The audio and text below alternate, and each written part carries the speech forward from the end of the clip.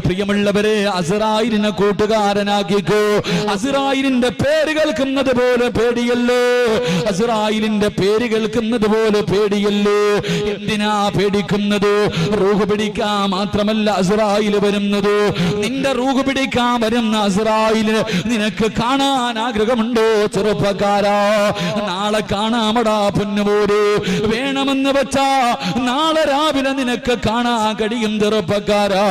നിന്റെ റൂഹ് പിടിക്കാൻ വരുന്ന അസ്രായിലിനെ കാണാൻ ആഗ്രഹമുണ്ടോ?